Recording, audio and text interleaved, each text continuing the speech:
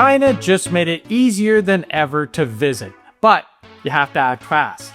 As of February 2026, citizens of Canada and the UK can now join Australia, New Zealand, and dozens of other countries in being able to visit China for up to 30 days completely visa-free. Yeah, it's a massive change, but don't wait too long because this trial is currently set to end on December 31st, 2026. So if you want to see the giant pandas in Chengdu without the red tape, this is the year to book it. If you're heading to the panda capital in 2026, there's a right way and a wrong way to do this. Today, we're showing you the ultimate Chengdu bucket list, how to beat the crowds, the secret to seeing the pandas active, and why Chengdu is actually the food capital of China. Now, most people visiting Chengdu arrive exactly like we did, coming straight from the terracotta warriors in Xi'an. It's the classic 1-2 punch of a China itinerary. And the best part is, you don't even have to go to the airport. You just hop on the high-speed rail. In 2026, the bullet train from Xi'an North to Chengdu East takes just over 3 hours. It's smooth, there's plenty of legroom, and a second-class ticket is only about 263 yuan, which is about 37 US dollars. Just remember to book your tickets around 14 days out on an app like Trip.com because this route sells out fast. Once you roll into Chengdu East Station, you're just a quick metro or taxi ride from the center of the city and the pandas. But here's the real question, Dave. How do you visit the pandas without turning it into one of those awkward tourist experiences where you leave wondering if the animals were there for conservation or just for your camera roll? Because those are not the same thing, definitely not. And in a city as busy as Chengdu, the spectacle can easily overshadow the science if you're not careful. That's why, if you want to do this properly, we recommend the Chengdu research base of giant panda breeding. That's where you should visit. Yeah, this is not just some random zoo enclosure with a panda logo slapped on the gift shop. The base describes itself as a major institution for giant panda conservation, scientific research, breeding, public education, and cultural tourism. So we just came out of the nursery, which was very sweet. There were 5 little panda cubs in there, and one was crawling up and down. It was adorable. Unfortunately, we weren't allowed to take video in there, so you'll just have to take my word for it, but it was very cute. First, let's start with the basics. You're heading to 1375 Panda Avenue in Changhua District. It's about 10 kilometers from Tianfu Square, so it's really easy to do this in a half-day trip. Tickets cost about 55 yuan, but remember, it's really important to have your passport because reservations are mandatory and they are tied to the passport that you book them on. So don't show up thinking that you can buy a paper ticket at the gate.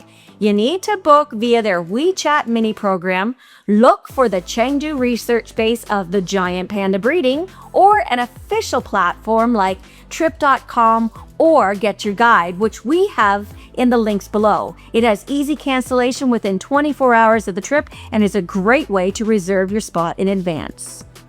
Now, let's talk about the opening hours because this is where a lot of people get it wrong. From March to October, morning admission starts at 7:30 a.m. Afternoon admission starts at 12 p.m. and the base closes at 6 p.m. From November to February, it opens a bit later at 8 a.m. and closes at 5:30 p.m. You can check that all out on panda.org.cn. And here's the single most important practical tip that we can give you. Go early in the day because pandas are generally more active in the cooler part of the day, especially in the morning when they're feeding. If you roll in late on a warm afternoon, well, there's a very good chance you'll see a panda doing what pandas do best, which is sleeping. Definitely. So if seeing active pandas is the goal, then get there for opening or as close as you can to that. So now you know what time to go. How do you get there? Well, if you're heading to the South Gate, which is the most popular entrance, take Metro Line 3 to Panda Avenue Station. From exit A, you'll see the Panda Express shuttle. It's usually covered in panda decals, so you can't miss it. It's a quick 10-minute hop, and it's only 2 yuan. Now, if you want to beat the massive tour bus crowds, aim for the West Gate. For that one, stay on Metro Line 3 until Zhengdu General Hospital Station. So that is the budget option, and it works. But Didi is our top recommendation if you want to guarantee that you're there close to the gates opening at 7:30 a.m. Didi is essentially the Uber of China. You can download the Didi Greater China app, and the best part is it's fully available in English. You can link your international Visa or MasterCard directly to it, so it's completely cashless. A ride from central Chengdu to the Panda base usually costs around 30 to 50 yuan, which is about $4 to $7 US.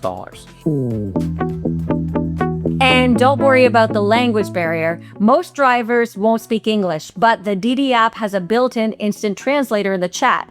You type in English, they see it in Chinese, and vice versa. But if you do decide to hail a traditional taxi on the street, just have your destination written in Chinese characters on your phone.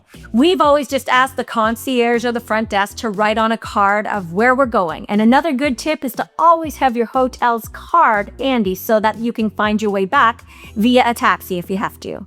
So make sure you have all of this in order, and also make sure that you have your data working. An eSIM makes life easier. You might be tempted to rely on Google Translate, but unless you're on an international roaming eSIM like Airalo, Google is useless. It's blocked. So download Microsoft Translator instead. It works on local Wi-Fi, and you can download the Chinese language pack for offline use, which is a lifesaver when you're in the middle of nowhere with no data. But our real secret weapon is WeChat. Not only is it how you pay for everything in China, but you can actually translate all those confusing menus and everything just by tapping the 3 dots in the top corner. It turns the entire ticket booking or menu ordering screen into English instantly. Now, once you're inside, the place is way bigger than most people expect. This is not just one enclosure and a snack stand. Don't worry though, the base also offers a tour bus service, and tickets for that can be reserved through the official mini program or WeChat account, or you can buy them on site on the day of your visit. There are also guide services including English and Chinese, and you can also take the self-service audio guide for about 30 yuan per device per day. Okay, now let's get into the ethical part of things, because I think this is what separates a good panda visit from a bad one. In a world of animal tourism, it's easy to be skeptical, and you should be. But the Chengdu Research Base is a non-profit. It started with just 6 rescued pandas in the 1980s, and today they've grown that to over 200. So this isn't about animals performing for a crowd. It's about a 96% bamboo-covered ecosystem designed to mimic their natural mountain habitat. And you can feel that when you're there. With the recent Panda Planet expansion, there's much more room for the bears to roam. You're essentially walking through a massive forest where pandas just happen to live, rather than looking at a series of cages. Being respectful is part of the deal. So that means keeping your voice down, because pandas have incredibly sensitive hearing, and never ever use a flash on your camera.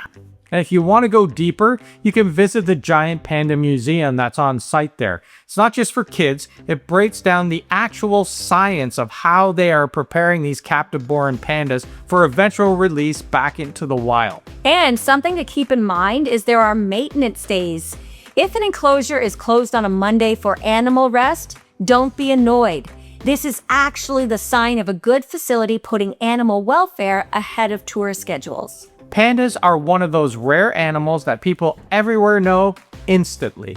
So when you visit them in Chengdu, you're not just seeing a cute animal, you're seeing a symbol that carries political, cultural, and conservation meaning.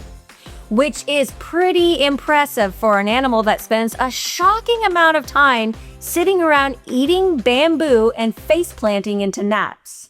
Honestly relatable, right? I think so.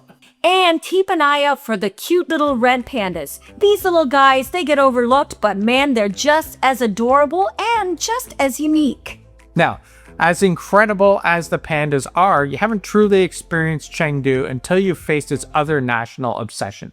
We're talking about the Sichuan hot pot. Oh yeah, Chengdu is a UNESCO city of gastronomy, and hot pot is the heart of it. But if the pandas were the cute part of your day, this is the chaos part. It's loud, it's social, and it's incredibly spicy. Ooh, yeah. Now, this year, most restaurants won't have a paper menu. You'll find a QR code on the corner of your table. You scan it with the Alipay or WeChat app, and the entire menu pops up on your phone. Let me tell you, you don't want to get the super hot one. We had this one, and it even made my tongue go numb, so eat with caution. So, is visiting the pandas in Chengdu worth it in 2026? Absolutely, if you do it the right way. Go early, book ahead, use the official base, and go in understanding that this is a conservation and research visit, not just a selfie stop. And if you build your Chengdu day properly, it can be one of the most memorable experiences in all of China. So, if you found this helpful, then give the video a like, drop your panda questions in the comments, and subscribe so you don't miss the next stop on our China tour. And remember, go to Chengdu for the pandas, but stay for the hot pot. Yep, that may be the most practical advice we've given all year. See you next time, everyone. Thanks for watching. Ciao for now.